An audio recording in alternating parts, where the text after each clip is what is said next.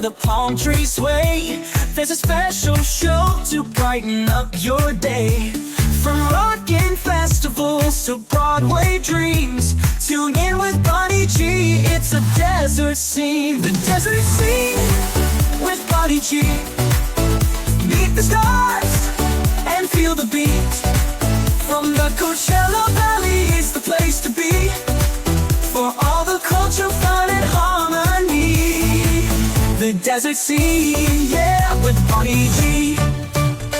From Palm Springs, California, this is The Desert Scene, celebrating the arts, entertainment, and culture of the Coachella Valley and desert cities. Presented by the Mutual Broadcasting System, The Desert Scene spotlights local theater, music, comedy, festivals, and more. Now, here's your host, Bonnie G. Welcome to The Desert Scene. So happy to have you here today. And very happy to welcome to the show Luke Yankee, who is doing a wonderful film series called Mom at the Movies at the Palm Springs Cultural Center. All about the movies his mother performed in, Eileen Heckart. Welcome to the show, Luke. Thank you very much. Excited to be here. So tell us about this series. This is something I've wanted to do for a long time, Bonnie, and my mother was actually an EGOT winner. She had an Emmy, a Golden Globe, not a Grammy in this case, an Oscar and a Tony, and I've always wanted to do a retrospective of her films because she did so many feature films and so much television. And I've put together this program with the wonderful folks at the Cultural Center, and before each presentation, there will be an hour's worth of clips of excerpts of her in things like The Mary Tyler Moore Show and The Fugitive and Hawaii Five-0, and then there will be the 8 feature films, one on each Friday night, and I will also be doing a talk back and talking about the making of the films and the sort of behind the scenes of each of these classic films. And do you have also occasionally during this series other cast members who worked with her in each film? There aren't that many cast members around. Yeah. However, for the second one, which is No Way to Treat a Lady, which starred Rod Steiger and Lee Remick and George Siegel, along with my mom, Kate Lee Manelian, who is the daughter of Lee Remick, will be joining me for a pre-show discussion, which I'm really thrilled about. Excellent. How did you choose? Because obviously there were quite a few movies. How did you choose the ones for this series? I believe she has somewhere around 20 feature films, and then so much episodic television. Her IMDb listing, International Movie Database, is somewhere around 7 pages.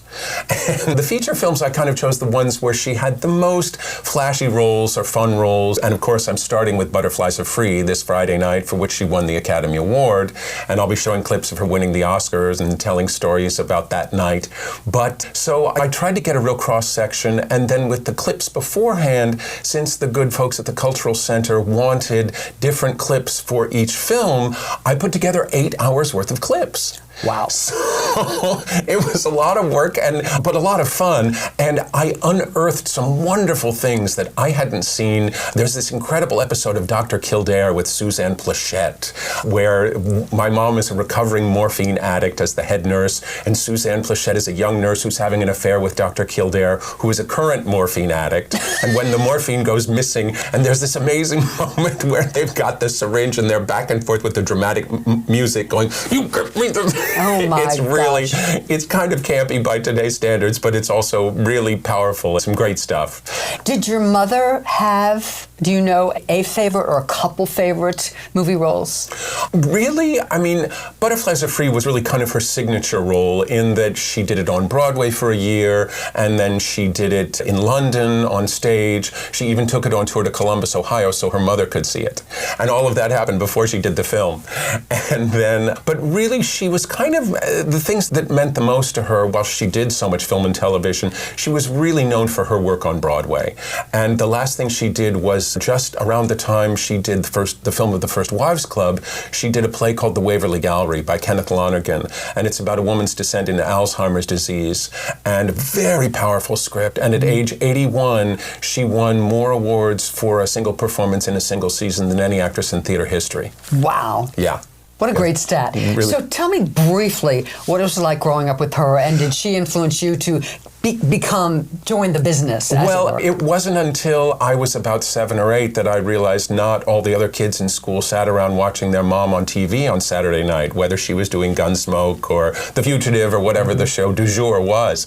But I'm very proud of her, as you can probably tell, and we were very close. And another project that I wanted to talk about, which kind of segues into this, is that I've written a play called Marilyn, Mom and Me, about my mother's intense friendship with Marilyn Monroe during the shooting of the film Bus Stop, which is one of the films we're going to be showing. And Michael Learned is going to be the wonderful 4-time Emmy-winning actress, is coming out to play my mother. And basically, in this story, Bonnie, when Marilyn shot Bus Stop, she was the biggest star in the world. And she had taken the year off the year before to study at the Actors Studio with Lee Strasberg and had become the poster child for method acting, where one has to feel everything organically. And since my mother was playing her best friend, Marilyn was determined to make my mother her best friend. So at first, Mom was like, okay, who's this starlet who's glomming onto me and making me very uncomfortable? But the two of them really wound up bonding. And I tend to think they bonded through their wounds, because both of them were adopted, and as a result of that, neither of them ever truly felt they deserved a place at the table. So in this play, Luke, who is a character in it, which in this instance I'm going to be playing myself, learns early on in the play that his mother is terminal and only has a short time to live, and he wants to get at some basic truths about their friendship, or their relationship before she dies, by unearthing her intense friendship with Marilyn Monroe during the shooting of Bus Stop. So it works on a couple of different levels. It's won a few awards and has gotten some incredible attention from New York producers, so we're hopeful. That's fabulous. Was that a very cathartic It really process? was. It really was. I holed up at my home here in Palm Springs and I wrote the whole first draft in 3 days in the heat of August. You can't go outside in August. So. Who's directing? Don Hill is going to be directing the reading here. He's a wonderful director from LA who was the stage manager in the Long Beach production because it had its world premiere at the International City Theater in Long Beach about a year and a half ago. And I have a brilliant actress playing Marilyn by the name of Alicia Soper, who is Ryan Murphy's go-to person for Marilyn. And she's just extraordinary. And as I mentioned, I'm going to be playing Luke in this incarnation, which I've never done before. Anthony Rapp just played Luke in New York in a reading we did for Broadway producers. It'll be very exciting and cathartic in another level to be playing myself in this very personal story.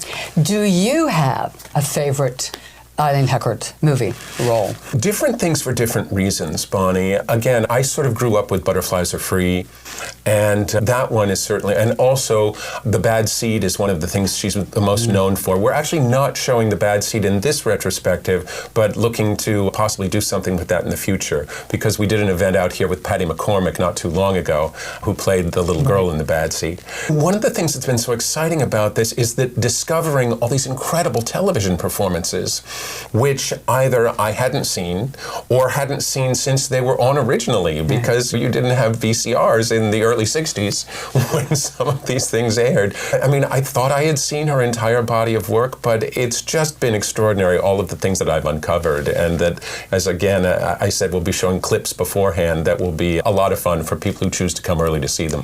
Tell people, again, when it starts, where it is, how they can come. Yes, Mom at the Movies is at the Palm Springs Cultural Center. The first screening is Butterflies Are Free, which is this Friday night, and then goes on for 8 weeks from there, always on Friday nights. Not all of them are consistent, but most of them are in a row.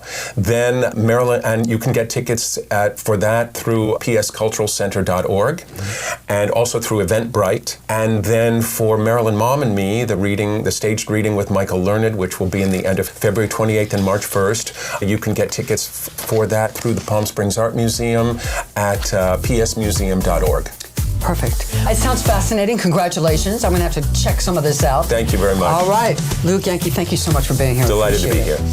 All right. If you enjoyed the show, please share it with your friends, and you can subscribe for free wherever you get your podcast. Just hit the like and subscribe button, and we will see you next time on The Desert Scene.